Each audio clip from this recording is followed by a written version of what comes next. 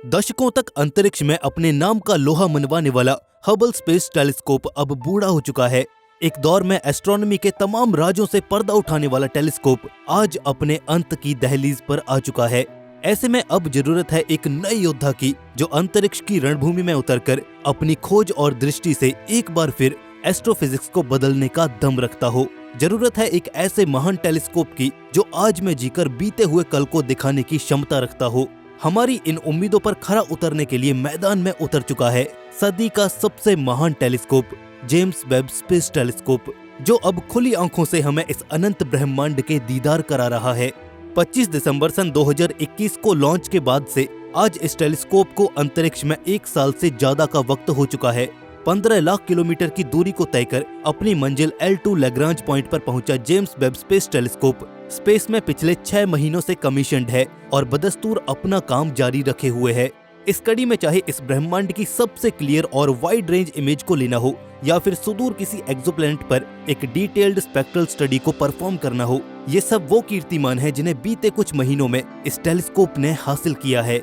हालांकि ये फहरिस्त काफी लंबी चौड़ी है और इसमें से आज हम आपके लिए जेम्स वेब स्पेस टेलीस्कोप की 8 सबसे बड़ी उपलब्धियों को लेकर आए हैं। ये वो खोजें हैं जिन्हें या तो सबसे पहले या फिर इस कदर बेहतरीन ढंग से जेम्स वेब स्पेस टेलीस्कोप ने अंजाम दिया जितना आज से पहले कोई भी टेलीस्कोप या ऑब्जर्वेटरी ने अंजाम नहीं दिया था। तो नमस्कार दोस्तों, आप देख रहे हैं रहस्य टीवी। तो चलिए शुरू करते हैं। Number 1, seeing further into the past then ever before. अब देखिए, क्योंकि James Webb space telescope size में अब तक अंतरिक्ष में भेजे गए दूसरे किसी भी स्पेस टेलीस्कोप या फिर ऑब्जर्वेटरी से कहीं ज्यादा बड़ा है। यही कारण है कि इसकी व्यू रेंज इसके प्रेडेसेसर से कहीं ज्यादा दूर तक है और अंतरिक्ष में जितनी ज्यादा आपकी दूरी होगी उतनी ही ज्यादा आप वक्त में पीछे देख पाएंगे। वो कैसे? वेल, मैं बताता हूँ।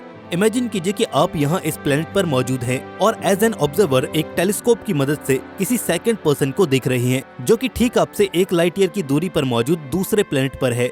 अब आपने उसे देखा और वो आपको फिलहाल 16 साल का नजर आया, मगर वास्तव में दूसरी ओर उसकी उम्र 17 साल की हो चुकी होगी। इन जर्नल सेंस यहाँ पर सब कुछ रियल टाइम में ही हो रहा है। आप टेलीस्कोप मिरर में एक पर्टिकुलर इंस्टेंस पर ही उस आदमी को देख रहे हैं और ऑन द अदर हैंड वो भी जस के तस बैठा हुआ है, बट स्टिल व्यू में पूरे 1 साल का फर्क आ चुका है और वास्तव में यही चीज 1 लाइट ईयर कहलाती है।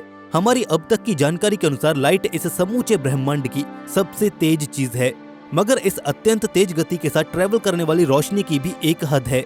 ये हद हमें धरती पर रहते हुए नहीं दिखती, मगर जब हम इस कॉस्मोस के मैसिव स्केल पर जाते हैं तो यहाँ पर यह फिनोमिनन साफ नजर आता है। तो अब आप समझे, दरअसल उस ऑब्जेक्ट से रिफ्लेक्ट होकर लाइट को आपकी आंखों तक पहुँचने में 1 साल का वक्त लग गया था। इसलिए जो इमेज आपके दिमाग में फॉर्म हुई वो 1 साल पहले की थी। वेल, इस पूरी कहानी को सुनाने का मकसद था आपको स्पेस में लाइट के एक्शन को समझाना। एस्ट्रोनॉमी की फील्ड में लाइट सबसे इम्पोर्टेंट फैक्टर है क्योंकि इसी के ऊपर पूरा का पूरा व्यू डिपेंड करता है। इन्हीं लाइट वेव्स को डिटेक्ट करने के लिए इंसानों द्वारा बनाए गए टेलीस्कोप्स अपनी ऑब्जर्वेशन के दौरान व्यू में लेटेंसी को एक्सपीरियंस करते हैं। कुछ इसी फंडे पर आधारित James Webb space telescope past में पीछे 13.6 बिलियन लाइट ईयर्स तक देख सकता है, जो कि बिग बैंग यानी कि ब्रह्मांड के जन्म के बेहद नजदीक है। यहाँ आपको बता दें कि इस ब्रह्मांड का जन्म आज से करीब 13.8 बिलियन साल पहले हुआ था। यानी कि इस टेलीस्कोप की मदद से हम अपने ब्रह्मांड के शुरुआती स्वरूप को देख पाएंगे। तो हुआ ना जेम्स वेब स्पेस टेलीस्कोप एक time machine. Number 2, discovering what lit up the universe. Big bang से पहले ये ब्रह्मांड अंधेरा और तन्हा स्थान था जहाँ सिवाय खामोशी के कुछ और नहीं था, मगर आज से करीब 13.8 बिलियन साल पहले कुछ ऐसा हुआ जिसने इस बेजान पड़ी कायनात में हलचल कर दी। जी हाँ, ये किस्सा है बिग बैंग के भीषण विस्फोट का। वास्तव में ब्रह्मांड अपने शुरुआती स्वरूप में ऊर्जा का ही एक रूप था जो आगे चलकर मैटर यानी कि पदार्थ बना। आज आप जितने भी प्लैनेट्स, स्टार्स, गैलेक्सीज और नेबुलास को देखते हैं, एक वक्त में वो सभी उसी ऊर्जा का हिस्सा थे जो एक दिन अचानक ही किसी विस्फोट की तरफ फैलना शुरू करता है और उस विस्फोट से उत्पन्न हुई शॉकवेव ने सब कुछ हरकत में ला दिया। गैस और धूल के कणों के दूर जाने पर ब्रह्मांड की अलग अलग संरचनाओं का गठन हुआ और आगे चलकर ये संरचनाएं एक दूसरे से दूर जाती गईं, जिसके चलते निरंतर ब्रह्मांड में विस्तार होता जा रहा है। आज भी ब्रह्मांड हरकत में है और हर सेकंड अपने विस्तार में लगा हुआ है। खैर, इन सब बातों से हटकर क्या आप ये जानते हैं कि जेम्स वेब स्पेस टेलीस्कोप का एक अहम मकसद one of the first star lights को भी कैप्चर करना है। सोचिए, आज यानी कि इस ब्रह्मांड के जन्म लेने के अरबों साल बाद भी हम प्रकाश की उस पहली किरण को देख सकेंगे जिसने इस ब्रह्मांड के जन्म के साथ सृजन किया था। वैज्ञानिकों का इस बात पर दृढ़ विश्वास है कि इस ब्रह्मांड के शुरुआती दौर में सबसे पहले कुछ चंद सितारों का जन्म हुआ होगा जिन्होंने उस फर्स्ट स्टारलाइट का एमिशन किया होगा जिसकी आज हम तलाश में हैं, और वो जल्द ही हमारे जेम्स वेब स्पेस टेलीस्कोप से आ टकराएगी, जिसके बाद हम बेहद पुराने यूनिवर्स को अपनी तस्वीरों में विजुअलाइज कर पाएंगे। इस ब्रह्मांड को अंधेरे से बाहर निकाल प्रकाश बिखेरने वाले उन सितारों का नजारा वाकई में हैरत भरा होगा। Number 3, JWST measures exoplanet atmosphere. सुदूर अंतरिक्ष में मौजूद एक्सोप्लैनेट्स यानी कि बाहरी ग्रहों की खोज भी जेम्स वेब स्पेस टेलीस्कोप की टॉप प्रायोरिटीज में से एक थी। अपने इस मकसद को तो हासिल करने में इसे महज कुछ हफ्तों का ही वक्त लगा। दरअसल 12 जुलाई सन 2022 को इसकी पहली इमेज को पेश करने के महज चंद दिनों बाद ही इसने धरती से 700 लाइट ईयर्स की दूरी पर मौजूद एक एक्सोप्लैनेट WASP 39b का स्पेक्ट्रल डेटा भी जारी किया। In fact James Webb space telescope अपने बेहद सोफिस्टिकेटेड टेलीस्कोपिक सिस्टम के अलावा एक हाई प्रिसीजन स्पेक्ट्रोस्कोपिक सेंसर से भी लैस है। एस्ट्रोनॉमी की फील्ड में स्पेक्ट्रोस्कोपी एक वाइटल प्रोसेस है जिसके तहत सुदूर अंतरिक्ष में मौजूद किसी भी पिंड से आ रही रोशनी का ब्रेकडाउन करके उसे अलग अलग वेवलेंथ्स में डिवाइड किया जाता है। ऐसा करने से हमें काफी हद तक उस बॉडी की फिजिकल कॉम्पोजिशन और प्रॉपर्टीज का पता चल जाता है। यही वो मेथड है जिसकी सहायता से वैज्ञानिक विभिन्न ग्रहों पर मौजूद elements like hydrogen, helium, oxygen, carbon वगैरह वगैरह का पता लगाते हैं। WASP 39b के केस में अब तक की सबसे डिटेल्ड स्पेक्ट्रल स्टडी को परफॉर्म किया गया है। इसके अंतर्गत हमने इस एक्सोप्लैनेट के वायुमंडल की संरचना का पता लगाया। इन तमाम जांच पड़तालों से वैज्ञानिकों को ये पता चला कि इस ग्रह का वायुमंडल कार्बन और ऑक्सीजन जैसे एलिमेंट से मिलकर बना है। साथ ही इसमें carbon monoxide, potassium, sodium, sulphur dioxide और कुछ वाटर वेपर्स की भी मौजूदगी है। इन फाइंडिंग से एक बात तो साफ है, और वो ये कि हम न केवल इस टेलीस्कोप की मदद से बड़ी बड़ी आकाश गंगाओं और सितारों का बल्कि छोटे ग्रहों का भी बारीकी से अध्ययन कर सकते हैं, जो कि आगे लाइफ सीकिंग के हमारे फ्यूचरिस्टिक मिशंस में काफी कारगर साबित होगा। Number 4, web searches for hints of life and habitability. Again वही पॉइंट निकलकर सामने आता है। जेम्स वेब स्पेस टेलीस्कोप का मकसद न केवल इस ब्रह्मांड की गुत्थियों को सुलझाना है बल्कि इंसानों को उनका नया घर भी दिखाना है। एक्स्ट्रा टेरेस्ट्रियल लाइफ की खोज भी इसके बकेट लिस्ट में शामिल है। इस कड़ी में शुरुआत से ही ये टेलीस्कोप जीवन की खोज में जुटा हुआ है। धरती से कई हजार लाइट ईयर्स की दूरी पर मौजूद ग्रहों पर लाइफ पोटेंशियली हेल कर सकती है। ऐसे में जरूरत है उन्हें बेहद सावधानी से पढ़ने की, और यही कोशिश जेम्स वेब स्पेस टेलीस्कोप की भी है। रूटीन एक्सोप्लैनेटरी सर्वे को कंडक्ट करके नए नए एक्सोप्लैनेट्स और सुपर अर्थ्स की खोज करना, और साथ ही टॉप प्रायोरिटीज में ऑल टाइम रहने वाले प्रॉक्सिमा सेंटोरी और ट्रैपिस्ट जैसे स्टार सिस्टम में ऑर्बिट कर रहे प्लैनेट्स को स्टडी करना इस अभियान का अहम अंग है। हाल ही में जेम्स वेब ने नजदीकी तारामंडल प्रॉक्सिमा सेंटोरी से कुछ लाइट सिग्नल्स भी प्राप्त किए थे जिन्हें फर्दर एलियन लाइफ के एंगल पर ही रखकर स्टडी किया गया था। आई एम श्योर इस मिशन का ये एस्पेक्ट भी बेहद कामयाब रहने वाला है। Number 5, JWST studies cosmic chemistry and Galaxy evolution.